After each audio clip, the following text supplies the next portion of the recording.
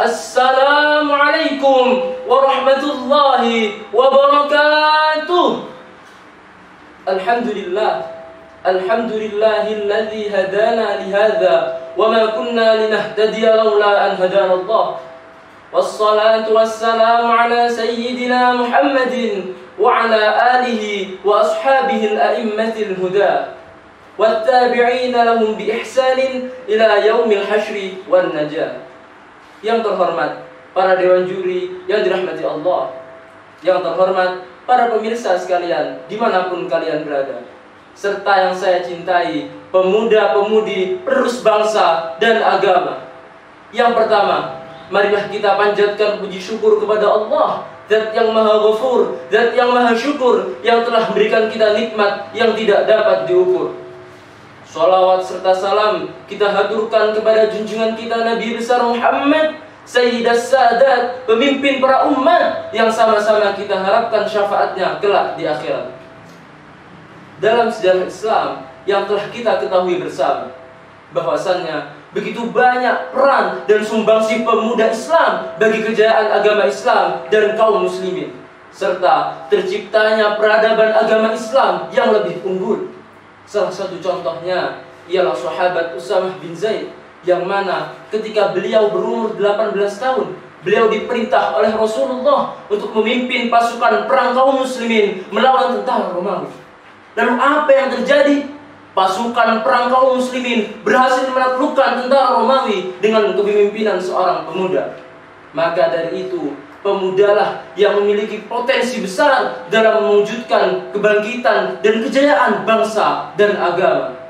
Maka dari itu, perkenankanlah saya menyampaikan syarahan yang berjudul mewujudkan pemuda yang berkualitas demi terwujudnya agama Islam yang lebih berkelas. Pemuda-pemudi penerus bangsa dan agama. Pemuda memiliki tanggung jawab yang sangat besar bagi bangsa dan agama.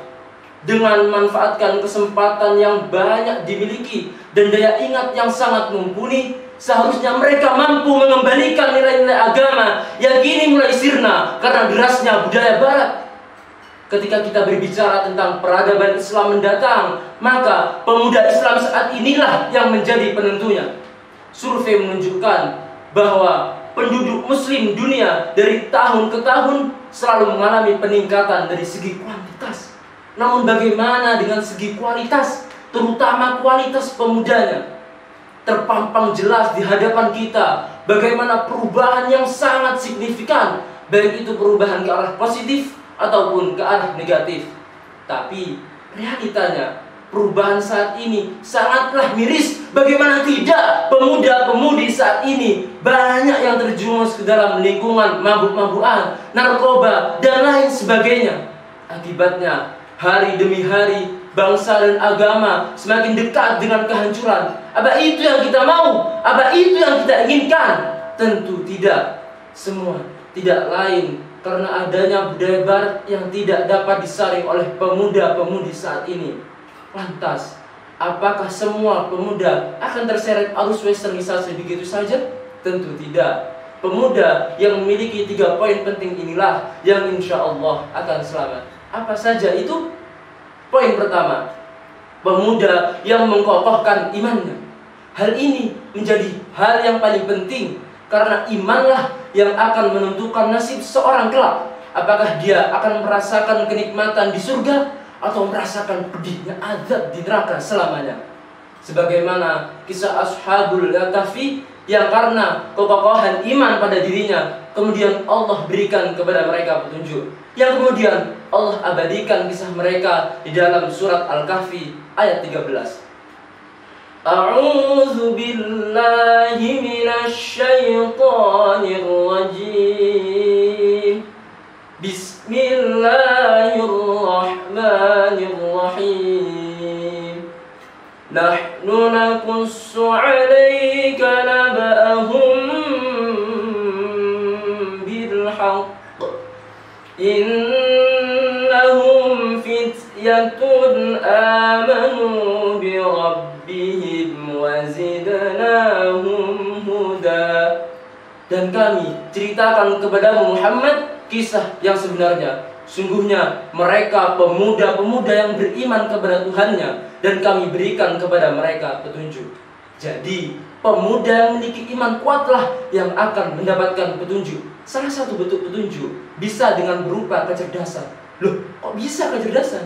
Ya, karena sejatinya orang yang cerdas ialah orang yang mampu memilih hal-hal mana yang perlu diprioritaskan untuk masa depan, terutama kelak di hari pembalasan. Sebagaimana sabda Rasulullah sallallahu alaihi wasallam, "Al-kayyisu man dana nafsahu." Orang yang cerdas ialah orang yang mampu mengintrospeksi dirinya, wa amila lima ba'dal maut, serta beramal untuk bekal setelah kematian. Wal ajizu man atba'a nafsahu hawaha. Dan orang yang lemah ialah orang yang selalu mengikuti hawa nafsunya, wa tamanna 'ala Allah, dan selalu mengharapkan kemurahan dari Allah tanpa melakukan amal soleh. Hadis riwayat At-Tirmidzi.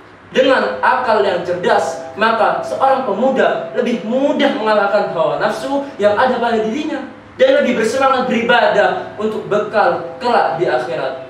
Hal ini seirama dengan qasidah yang dibuat oleh grup Al-Muqtasidah. Al-aqlu wa ma lima yurid, wan nafsu qalat hal min mazid, wal fikru baina 'aqlin wa nafsin halata syaki wa sa'id. Memang begitulah hakikatnya nafsu, tidak pernah puas dengan apa yang telah ia peroleh. Lantas, bagaimana cara memperkokoh iman itu sendiri? Imam Al-Haddad dalam kitab Risalatul Mu'awanah yang menjelaskan ada 3 poin agar iman yang ada pada diri kita semakin kokoh. Yang pertama, selalu membaca, memahami, dan mendengar Al-Quran dan hadis. Yang kedua, selalu memikirkan tanda-tanda kekuasaan Allah lewat alam. Dan yang ketiga, selalu beramal soleh. Hal ini yang kemudian menjadi ikhtiar batin seorang pemuda. Lantas, apa ikhtiar zahirnya? Pemuda-pemudi penerus bangsa dan agama. Setelah kita mampu melaksanakan ikhtiar batin, selanjutnya kita juga harus mampu melaksanakan ikhtiar zahir. Apa itu? Selalu berusaha memperluas dan meningkatkan kualitas keilmuan kita. Kenapa dengan ilmu? Karena dengan ilmu seorang dapat membedakan yang hak dan yang batil, serta tidak mudah terpengaruh oleh pengaruh negatif dari luar. Dan orang yang memiliki ilmu memiliki banyak keutamaan. Salah satunya yang disampaikan oleh Imam Ghazali, "Fafus bi'ilmin ta'ish hayyan bihi abada, an-nasu mauta wa ahlul ilmi ahya." Gapailah ilmu, maka engkau akan hidup selamanya. Orang-orang mati, sementara orang yang ahli ilmu akan tetap hidup. Contoh kecil saja, Kiai Abdul Hamid Pasuruan, Imam Syafi'i, Imam Ghazali, dan lain-lain. Beliau telah meninggalkan kita berpuluh-puluh, bahkan beratus-ratus tahun. Tetapi nama-nama beliau hingga saat ini masih terus kita sebut-sebut, masih terus kita sanjung. Karena apa? Karena ketika hidup, beliau selalu memberikan manfaat kepada masyarakat di sekitar dengan ilmu yang dimilikinya. Dan ketika wafat, buat tangisan berjuta umat. Beda cerita kalau orang yang tidak pernah memberikan manfaat kepada masyarakat, kalau wafat, ya paling masyarakat sekitarnya bilang, walah orang itu toh. Nah, hal tersebut menjadi bukti janji Allah kepada orang-orang yang memiliki ilmu, yang mana akan diangkat derajatnya oleh Allah. Sebagaimana firman Allah Subhanahu wa ta'ala dalam potongan surat Mujadalah ayat 11. Yarfa'illahu alladhina amanu minkum walladzina utul ilma darajat. Allah akan mengangkat derajat orang-orang yang beriman di antara kalian dan orang-orang yang memiliki ilmu dengan beberapa derajat. Pun demikian, setiap orang pasti menginginkan yang namanya kebahagiaan dunia dan akhirat. Betul? Dan semua itu dapat kita raih dengan ilmu. Sebagaimana sabda Rasulullah sallallahu alaihi wasallam, "Man arada ad-dunya fa'alayhi bil-'ilmi, wa man arada al-akhirah fa'alayhi bil-'ilmi, wa man aradahuma fa'alayhi bil-'ilmi." Barang siapa yang menginginkan dunia, maka dengan ilmu. Barang siapa yang menginginkan akhirat, maka dengan ilmu. Barang siapa yang menginginkan keduanya, maka dengan ilmu. Pemuda-pemudi penerus bangsa dan agama. Pemuda saat ini adalah pemimpin di masa mendatang. Sebagaimana pepatah Arab mengatakan, syubbanul yaum rijalul ghad. Dengan ilmu, maka kita bisa menjadi pemimpin yang bermutu. Namun, jika kita melihat realitanya saat ini, bagaimana pemuda-pemudi belajar aja males-malesan dengan melontarkan beribu alasan. Kan orang tuaku sudah kaya, sudah banyak-banyak usaha, kan bisa tinggal terusin. Padahal ada patah Arab mengatakan, laisal fata may yaqulu hadza abi, lakinnal fata may yaqulu ha anada. Bukan dikatakan seorang pemuda sejati apabila ia mengatakan inilah ayahku, tapi seorang pemuda sejati ialah yang mengatakan inilah aku. Pemuda-pemudi penerus bangsa dan agama. Ketiga, memiliki akhlak yang baik. Mengapa dengan akhlak? Sering kita mendengar bahwa yang membedakan antara manusia dengan hewan adalah akal atau ilmu. Pernyataan tersebut tidak keliru, tapi perlu digarisbawahi bahwa di atas ilmu masih ada yang lebih penting, yaitu adab atau akhlak. Sebagaimana pepatah Arab mengatakan, al-adab fauqal ilmi. Namun kita sering melihat saat ini bagaimana orang-orang yang berani melakukan tindakan korupsi. Mengapa mereka bisa melakukan hal demikian? Mengapa? Karena ketika proses mencari ilmu, mereka tidak menyertai dengan akhlak. Akhlak adalah perhiasan. Sesuatu tanpa perhiasan akan terlihat biasa saja atau bahkan menjadi hina. Jadi, antara ilmu dan akhlak harus imbang, jangan jomplang, agar kita bisa menjadi orang yang imannya sempurna dan matang. Sebagaimana sabda Rasulullah SAW, akmalul mu'minin imanan ahsanuhum khuluqa. Orang mukmin yang paling sempurna imannya adalah orang yang paling baik akhlaknya. Semoga kita semua bisa menjadi orang yang beriman yang sempurna imannya.